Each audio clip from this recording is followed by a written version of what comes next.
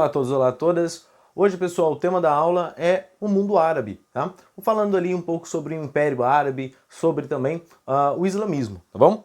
E aqui, pessoal, a gente tem que começar a falar sobre a Península Arábica antes do século VII, tá? Porque depois do século VII você vai encontrar ali o islamismo, né? A formação do islamismo e tal. Então, até o século VII, esses povos árabes, esses beduínos, então, eles estavam divididos em diversas tribos, tá certo? Tribos beduínas, então, com poder descentralizado, tá bom?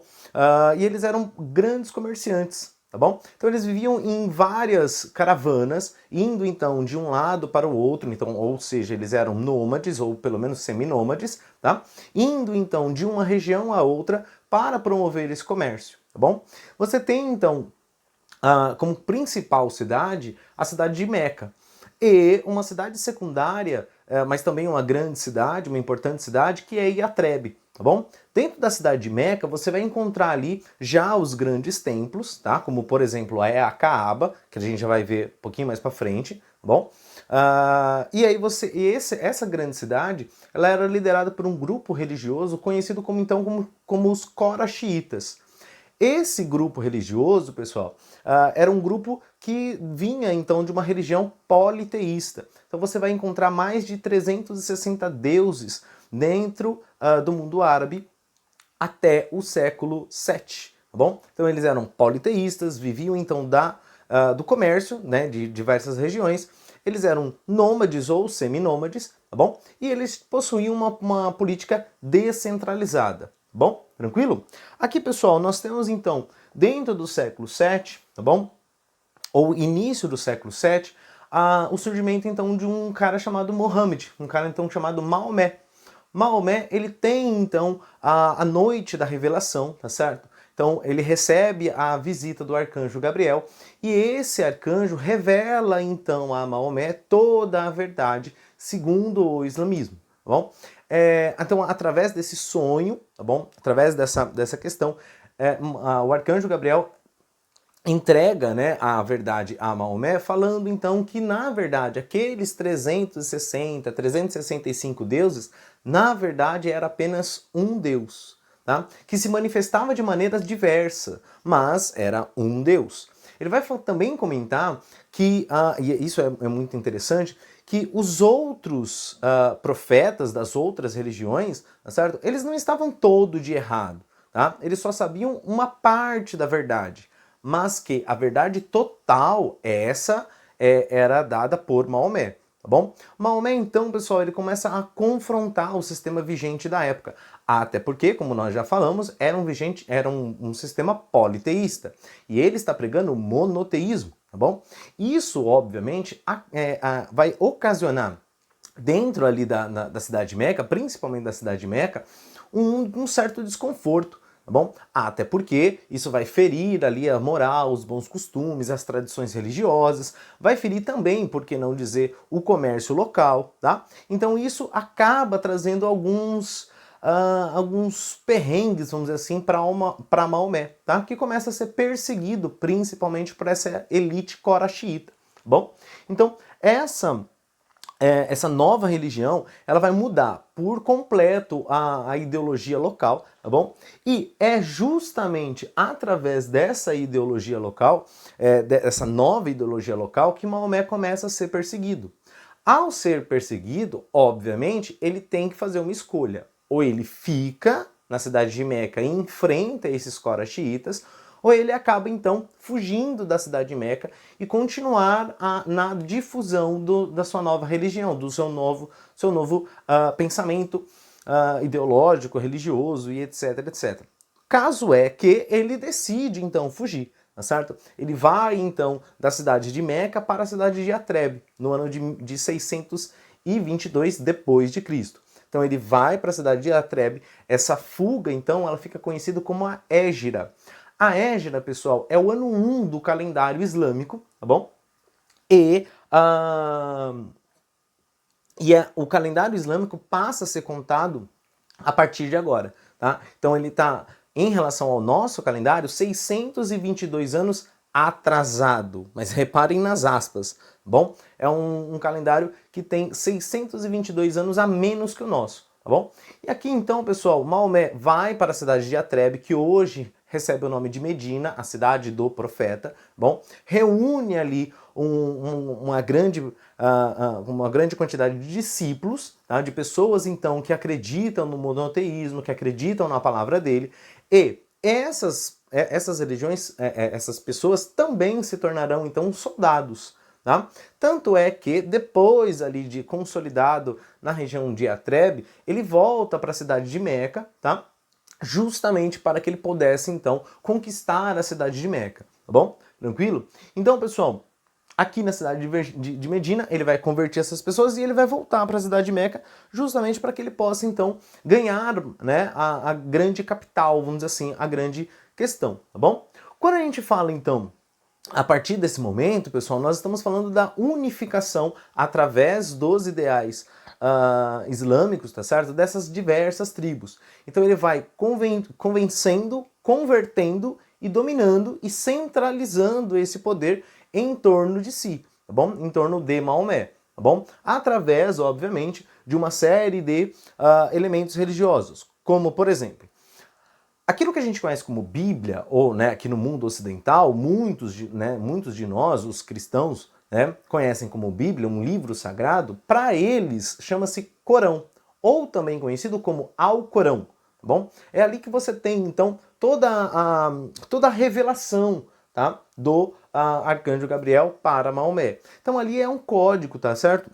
De conduta, é uma questão espiritual e etc, do qual eles seguem firmemente, tá bom? Tranquilo? Então eles são regidos por esse comportamento. Existem outros livros, sim, como o Suna, por exemplo, mas calma que a gente já vai chegar lá, tá bom?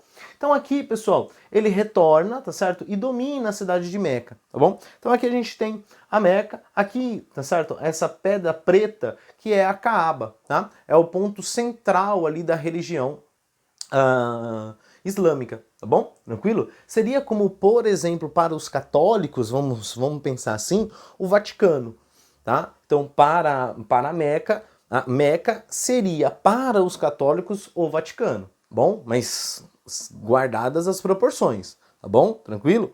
Bom, vamos lá, só para que a gente possa entender melhor o que é a cidade de Meca, tá bom? Então aqui, pessoal, através, então, de Maomé, começa-se, então, a expansão do Império Islâmico, tá? Então, difundindo as suas ideias, conquistando novos territórios e, obviamente, tá certo? Convertendo novas pessoas. Aqui, pessoal, mora aquilo que a gente chama de jihad, ou jihad, tá? Do qual é justamente a luta contra os infiéis, tá? E se for preciso matar, eles irão matar. Tá? É óbvio que, acredito eu, que nenhuma religião, tá, ela prega a morte de uma outra pessoa. Tá? Mas, se for necessário que assim seja, tá certo? Para o domínio do islamismo, para o domínio daquela verdade, eles irão fazer. Tá bom? Tranquilo? Bom, então aqui, pessoal, o Império Islâmico, ele vai dominar grande parte ali da Península Arábica, ele vai se estender por todo o norte da África, ou seja, a parte acima do deserto do Saara, e ele vai dominar uma parte da Europa também, aquilo que a gente conhece como Península Ibérica, Portugal e Espanha, tá bom? E eles só serão freados lá na frente, né, perto ali da França, onde hoje é a França, no ano de 732, na Batalha de Portas, quando ele vai enfrentar então Carlos Martel, né, dentro do Império, dentro do Reino Franco, tá bom? Então é um império bem grande, tá? E para o Oriente ele também expande, tá bom? Então lá na frente ele vai se expandir para o Oriente também, bom? Tranquilo? Bom, aqui, pessoal, infelizmente ou felizmente, acho que infelizmente, ninguém é para sempre. Tá? Então, no ano de 632, Maomé veio a falecer na cidade de Jerusalém, por isso a cidade de Jerusalém também é importante para os islâmicos, tá? O que nós veremos lá na frente com as cruzadas. Então, guarda essa informação, tá? Porque aí você vai entender por que a cidade de Jerusalém também é importante para os islâmicos. Por que é importante os islâmicos defenderem a cidade de Jerusalém, tá? Então, Maomé vem a falecer em 632, porém, o seu império continua. Porém, os seus ideais aqui continuam, tá bom? Só que agora esses islâmicos eles vão se dividir. Tá? Então cada um tem uma visão diferente de mundo, vamos dizer assim, tá bom? E aqueles que acreditam então que o Império Islâmico deva ser então conduzido por um líder, mas que não necessariamente é de sangue de Maomé, então são os sunitas. Os sunitas também acreditam, além do Alcorão, eles acreditam num outro livro chamado Suna, tá? Que também ali é um código de ética, de moral e etc, etc. Já os mais radicais são os xiitas. Esses eles acreditam que o líder, o descendente de Maomé, tem que ser um parente direto de Maomé, tá? Então de sangue de Maomé. Então se ele não for da árvore genealógica, ele não pode governar. Tá? Existem outros tantos grupos? Sim, mas os principais grupos são esses. A principal diferença é essa, tá?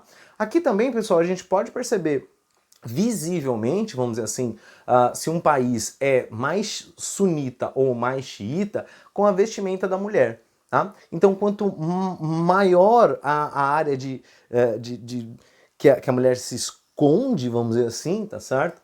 Ou utiliza então aquele véu ou a burca, então é um parâmetro ali. Então, se ela usa um véu, tá certo? Só cobrindo então o cabelo, então ela é mais sunita. Se ela usa a burca, então pegando os dois extremos, tá bom? Se ela usa a burca, que é aquela roupa toda fechada, com aquelas telinhas e tal, tá certo? Aí ela tá mais pro xiita, tá? Existem 9 tipos de véu, tá bom? Então depois vocês dão uma olhada, vou deixar aqui para vocês também alguns exemplos de véu, tá bom? Para que vocês também conheçam um pouco disso, tá bom? E também falando um pouco melhor da relação da mulher com o islamismo. Tá bom? Tem uma outra reportagem aqui que eu vou deixar linkada para vocês. Tá bom? Tranquilo? Então você tem essas duas diferenças, tá certo? Esses dois graus aqui, tá? De diferenciação. E a partir daí, pessoal, o Império Árabe, ele passa a ser governado então por califas. Tá? Então você vai ter diversos califados, diversos então líderes que comandam várias regiões, tá bom? Tranquilo? Então, pessoal, espero aí que você tenha entendido um pouco melhor sobre o Império Árabe, tá certo? Compreendido como surgiu essa questão, tá bom? Ao longo